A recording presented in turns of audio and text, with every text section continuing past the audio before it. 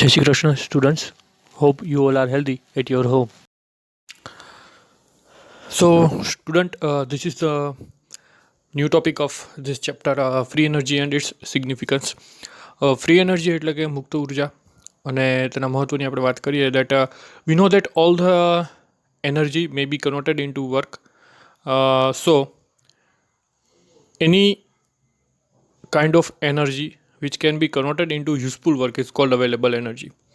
હવે આપણે જાણીએ છીએ કે ભાઈ ઉર્જા જે છે તેનું કાર્યની અંદર રૂપાંતર થાય છે, રાઈટ? બટ એવું 100% નથી કે ભાઈ જેટલી પણ ઉર્જા કોઈ પણ સિસ્ટમને જ્યારે આપવામાં આવે છે અથવા તો જેટલી પણ તે હીટ એબ્ઝોર્બ કરે છે એ હીટનું કમ્પ્લીટલી જે છે વર્કની અંદર જે છે એ હીટ કન્વર્ટ થતી હોય. તો એવી ઉર્જા કે જે યુઝફુલ વર્ક એટલે કે જેનાથી કંઈક કાર્ય થાય છે, જે ઉર્જા કાર્યની અંદર રૂપાંતર પામે છે તેને અવેલેબલ એનર્જી કહેવામાં આવે છે સિસ્ટમની. But the energy which can not be converted in to useful work is known as the unavailable energy. તો એવી એનર્જી કે જેનો ઉપયોગ જે છે એ વર્કની અંદર અથવા તો જે કાર્યની અંદર જે છે આ ઉર્જા જે છે ઉપયોગમાં નથી લેવામાં આવતી અથવા તો આ ઉર્જાનો ઉપયોગ જે છે કાર્યની અંદર અથવા તો આ ઉર્જા જે છે એ કાર્યની અંદર જે છે એ કન્વર્ટ નથી થતી તેવી પ્રકારની ઉર્જાને કહેવામાં આવે છે અનઅવેલેબલ એનર્જી. સો જે ટોટલ એનર્જી છે એ ટોટલ એનર્જી છે એક તો અવેલેબલ એનર્જી અને unavailable energy. So the total amount of available energy in a system to do useful work is called its free energy. તો કોઈ પણ સિસ્ટમની અંદર જે આ અવેલેબલ એનર્જી રહેલી છે કે જેની ઉપયોગથી સિસ્ટમની અંદર કંઈક કાર્ય થાય છે, કંઈક યુઝફુલ કાર્ય થાય છે, તેને કહેવામાં આવે છે તેની free energy. It is free energy એટલે કે મુક્ત ઉર્જા. It is denoted by symbol capital G. તેને જે છે કેપિટલ જી વડે જે છે એ દર્શાવવામાં આવે છે. તો કોઈપણ પ્રણાલી પાસે કાર્ય કરવા માટે જેટલી ટોટલ એનર્જી ઉપલબ્ધ હોય અથવા તો જેટલી આ અવેલેબલ એનર્જી જે છે તેને કહેવામાં આવે છે તેની ફ્રી એનર્જી કે જે યુઝફુલ વર્કની અંદર કન્વર્ટ થાય છે. It is a measure of the potential for reversible or maximum work that may be done by a system at constant temperature and pressure. તો તે ઉલટાવી શકાય તેવું અથવા તો તે મહત્તમ કામ કરવાની સંભાવના દર્શાવતું એક માપ છે કે જે પ્રણાલી દ્વારા સતત તાપમાન અને દબાણ પર કરવામાં આવે છે. એટલે કે જેમ આપણે વાત કરી ધેટ મેક્સિમમ વર્ક જે સિસ્ટમ કરે છે, ઓકે, એટ કોન્સ્ટન્ટ ટેમ્પરેચર અને પ્રેશરે. Free energy is also known as thermodynamic potential or Gibbs function. હવે આ જે એનર્જી જે છે તેને ગિબ્સ ફ્રી એનર્જી તરીકે પણ ઓળખવામાં આવે છે અથવા તો ગિબ્સ ફંક્શન તરીકે પણ ઓળખવામાં આવે છે અથવા તો તેને જે છે એ થર્મોડાયનેમિક પોટેન્શિયલ તરીકે પણ ઓળખવામાં આવે છે. ગિબ્સ નામના જે સાયન્ટિસ્ટ હતા તેમણે જે છે આ નીચે મુજબનું ઇક્વેશન આપી અને આ ફ્રી એનર્જી છે તેને ડિફાઇન્ડ કરી હતી. એટલા માટે થઈને તેને ગિબ્સ ફ્રી એનર્જી પણ કહેવામાં આવે છે. It is also an extensive properties of the system and state function. તો એ એક્સટેન્સિવ પ્રોપર્ટીઝ છે સિસ્ટમની અને તે સ્ટેટ ફંક્શન એટલે કે અવસ્થા વિધેય જે છે. હવે આપણે જો તેને ડિફાઇન કરીએ તો આપણે તેને નીચેના ઇક્વેશન એક પ્રમાણે જી બરાબર એચ માઇનસ ટીએસ વડે જે છે એ ડિફાઇન કરી શકીએ.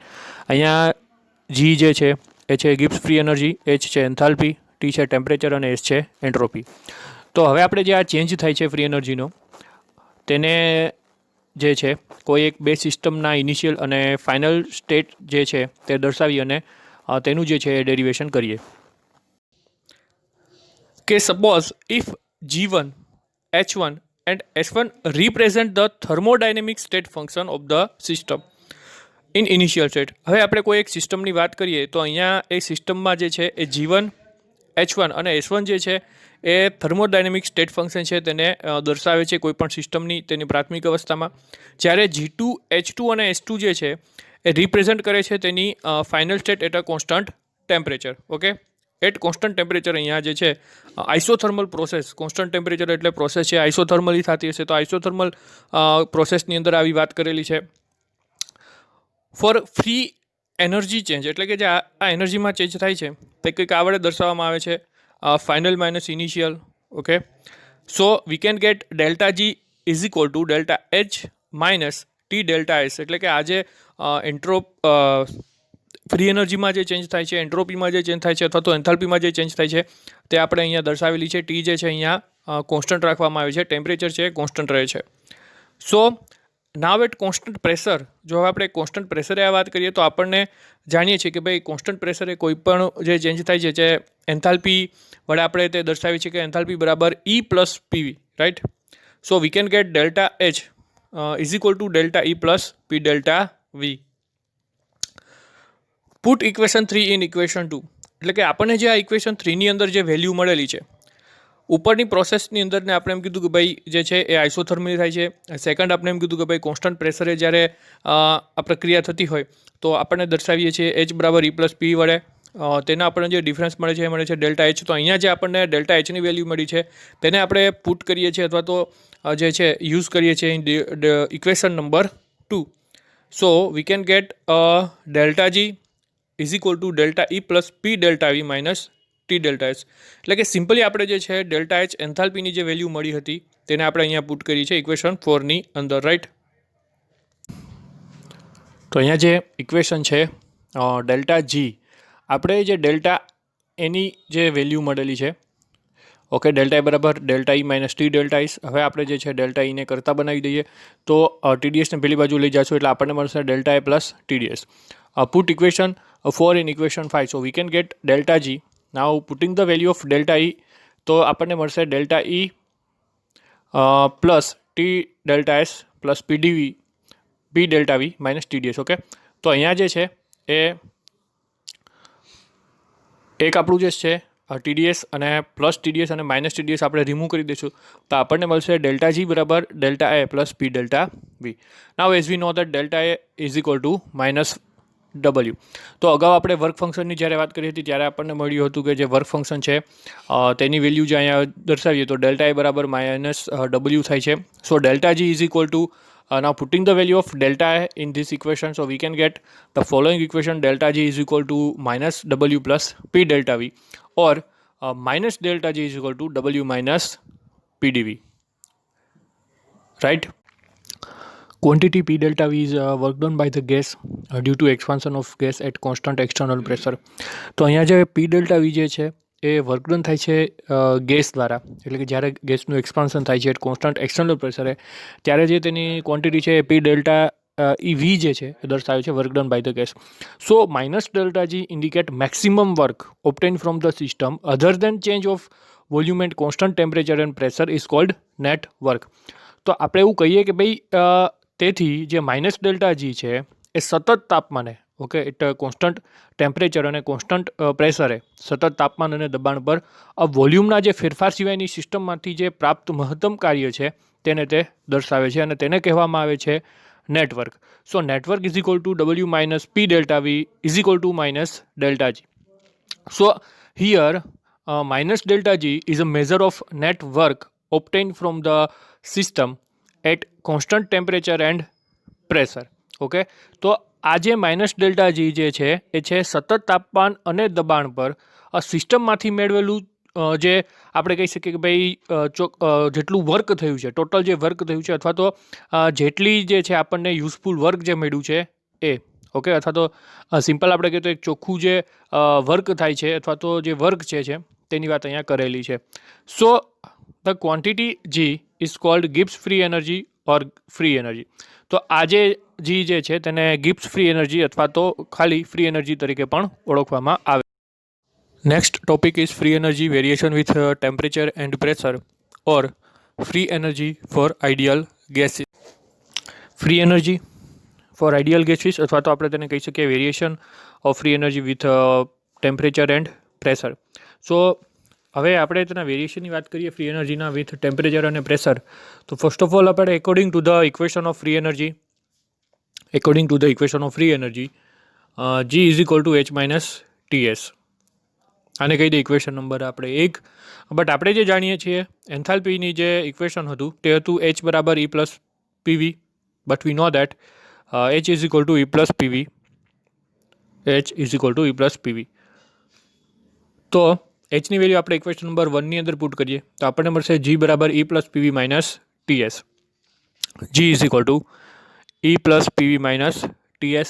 This is called equation number 2. Now take differentiation of equation 2. એટલે કે ઇક્વેશન 2 જે છે તેનું આપણે ડિફરન્સિએશન કરીએ. Okay, take differentiation of equation 2. Take differentiation of equation 2 તો તે જે આપણને ઇક્વેશન મળશે હવે તેનું ડિફરન્સિએશન કરતાં આપણને જે ઇક્વેશન 2નું ડિફરન્સિએશન કરીએ તો આપણને મળશે DG બરાબર DE plus PDV plus VDP minus TDS minus SDT. This is called equation number 3. So from the first law of thermodynamics, હવે આપણે જો ઉષ્માગતિશાસ્ત્રના પ્રથમ નિયમની વાત કરીએ અથવા તો તેના ઇક્વેશનની વાત કરીએ તો according to the first law of thermodynamics આપણને જે મળે છે ફર્સ્ટ લો ઓફ થર્મોડાયનેમિકનું ઇક્વેશન હતું DE બરાબર DQ પ્લસ DW. રાઈટ, જે આપણું ઇક્વેશન હતું એ હતું DE બરાબર DQ પ્લસ DW. સો DQને હવે કરતાં બનાવી દઈએ DWને ઇક્વેશન જે છે ઇઝ ઇક્વલ જે પેલી બાજુ લઈ જાય ઇક્વલ ટુની તો આપણને મળશે DQ બરાબર DE માઇનસ DW. એને કહી દઈએ ઇક્વેશન નંબર 4. પણ અહીંયા જે વર્ક થાય છે એ due to expansion of gas થાય છે અથવા તો સિસ્ટમ દ્વારા જે છે વર્ક ડન થાય છે. Okay, if work done is only due to expansion, જો અહીંયા ખાલી એક્સપાન્શન જે છે ગેસનું એ સિસ્ટમ દ્વારા થતું હોય તો આ જે સિસ્ટમ દ્વારા વર્ક થાય છે તો તેને આપણે નેગેટિવ સાઇન વડે દર્શાવીએ છીએ. ઓકે, ઇક્વેશન ઓફ ગેસ એટલે કે જે એક્સપાન્શન ઓફ ગેસ જે થાય છે work done by the system થાય છે એટલે W બરાબર minus PV. Okay, minus PV because work done by the system. So what we get is dW is equal to minus PdV. Right, now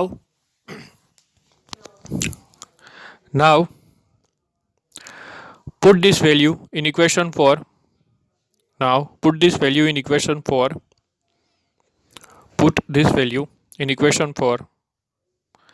જે આપણને equation 5ની value મળી છે તે આપણે ઇક્વેશન નંબર 4ની અંદર પુટ કરીએ તો આપણને જે છે એ જો તેનું સાદુરૂપ આપીએ તો નીચે મુજબ જે છે આપણને કંઈક ઇક્વેશન મળશે DE બરાબર DQ બરાબર DE minus into bracket minus PdV. DWની વેલ્યુ આપણે પુટ કરી so DE plus PdV. So this is called equation number 6. Okay, DQ is equal to DE plus PdV. For reversible process, હવે જો પ્રતિવર્તી પ્રક્રિયા વખતે આપણે જ્યારે એન્ટ્રોપીની વાત કરી હતી જે ચેન્જ થતી હતી તેનું ઇક્વેશન હતું DS બરાબર DQ/T. Okay, for reversible process what was the equation DS બરાબર DQ/T. Okay, DQ/T. તો ટીને આપણે પહેલી બાજુ લઈ જાય તો થશે TDS બરાબર DQ ઇક્વલ ટુની પહેલી બાજુ જો ટીને છેદમાંથી લઈ જાય તો થશે TDS બરાબર DQ. તેને કે ઇક્વેશન નંબર 7. ફ્રોમ ઇક્વેશન 6 હવે DQની જે વેલ્યુ હતી ઇક્વેશન 6માં તે આપણે અહીંયા પુટ કરીએ તો આપણને મળશે now from the equation number 6 the value of DQ જે છે એ મળશે TDS બરાબર DA plus PdV. TDS equal to DE plus PdV. This is called equation number 8. Now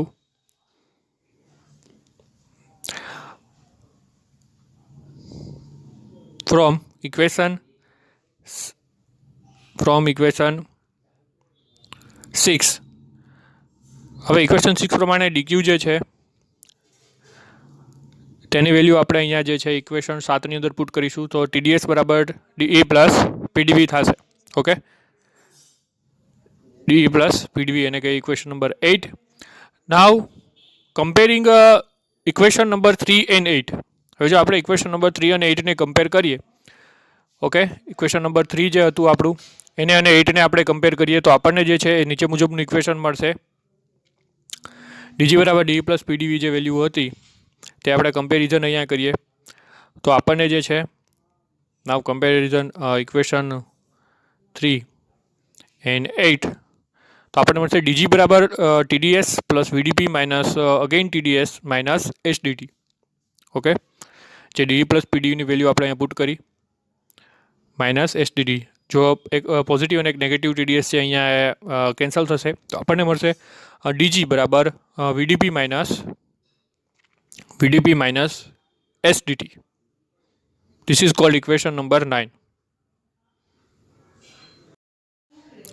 so last આપણે જે ઇક્વેશન જોયું ડીજી બરાબર વીડીપી માઇનસ એસડીટી હતું ઇક્વેશન 9 કે જ્યારે ફ્રી એનર્જી સિસ્ટમ જે છે તે રિવર્સિબલી વર્ક કરે છે ત્યારે જે ચેન્જ થાય છે અને સપોઝ આ ચેન્જ જે થાય છે પ્રેશર અને ટેમ્પરેચરે થાય છે. સપોઝ કે એકની અંદર જો પ્રેશર કોન્સ્ટન્ટ હોય તો આપણું ઇક્વેશન 9 છે બનશે ડીજી બરાબર minus SDT DG by DT pressure remains constant minus S, તેને કહે ઇક્વેશન નંબર 10. એવી જ રીતે જો ટેમ્પરેચર કોન્સ્ટન્ટ રાખવામાં આવે તો આપણું ઇક્વેશન બનશે ડીજી બરાબર વીડીપી અથવા તો D G by D P temperature remains constant બરાબર વી. હવે જેમ આપણે અગાઉ વાત કરી હતી તેમ આપણે કોઈ એક સિસ્ટમ જે છે તેની ફ્રી એનર્જીનો ચેન્જ સપોઝ કે G1 જેટલો છે ઇનિશિયલ છે અને G2 જે છે તેનો ફાઇનલ જે છે સ્ટેટની અંદર ચેન્જ થાય છે. તો જ્યારે આ ચેન્જ થાય છે in pressure has take place at constant temperature, બરાબર છે, તો ત્યારે જે ફ્રી એનર્જીનો ચેન્જ જે થાય છે તે આપણે દર્શાવીએ delta G G2 minus G1, બરાબર છે, ઇઝ ઇક્વલ ટુ ઇન્ટિગ્રેશન પર જે પ્રેશરમાં ફેરફાર થાય છે P1 થી લઈને P2 સુધી અને વીડીપી એન્ડ વીડીપી. આને આપણે કહી દઈએ ઇક્વેશન નંબર 12. હવે અહીંયા જે P1 અને P2 જે છે, ઓકે, P1 અને P2 જે છે એ તેના પાર્શિયલ પ્રેશર છે સિસ્ટમના. એક P1 જે છે એ છે ઇનિશિયલ પ્રેશર અને P2 જે છે એ છે તેના final pressure, initial and final pressure. Suppose કે જો અહીંયા if 1 mole of an ideal gas is taken under consideration. હવે કે જો અહીંયા આપણે 1 મોલ ગેસની જે છે વાત કરીએ, if 1 mole of an ideal gas is taken under consideration, so what we get is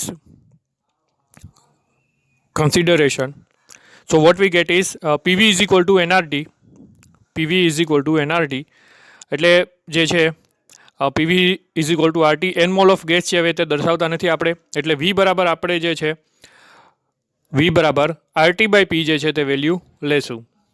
okay, now taking integration, again integration આપણે જો આ જ વસ્તુ જે છે આ ઇક્વેશનને આપણે આગળ ઇન્ટિગ્રેશન લઈને P1 P2, પણ અહીંયા જે છે આપણે Vની વેલ્યુ જે છે પુટ કરીએ છીએ. Now delta G is equal to integration of P1 to P2. Now putting the value of V, so we get RT by P into dP. હવે અહીંયા R જે છે એ છે ગેસ કોન્સ્ટન્ટ અને ટેમ્પરેચર છે અહીંયા એ છે કોન્સ્ટન્ટ. તો આપણે બે કોન્સ્ટન્ટને આગળ લઈ લઈએ ઇન્ટિગ્રેશનની. તો RT integration P1 to P2 1 by P into dP. Okay, so as usual હવે આપણે જે છે તેને લિમિટ લઈએ P2 માઇનસ P1 તો આપણને જે છે log base to the E જે છે એ મળશે. સો ફર્સ્ટ પહેલાં જે છે આપણે લખીએ RT into bracket, okay, RT into bracket ln P2 minus ln P1. So the final equation become delta G is equal to RT ln P2 by P1 for 1 mole of gas. Okay, so we know that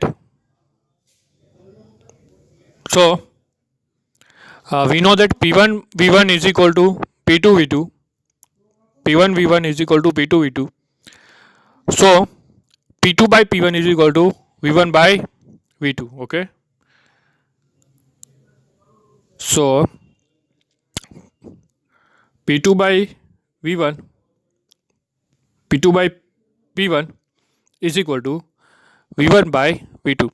Now putting the value of P2 by P1 in the last equation, so we get delta G is equal to RT ln v1 by v2. So delta G is equal to RT ln v1 by v2. This is the equation for free energy and ideal gases or variation with temperature and pressure. Students, this is the end of this lecture. હવે પછીના ટોપિકની વાત આપણે next લેક્ચરની અંદર કરીશું. Till then take care. જય શ્રી કૃષ્ણ.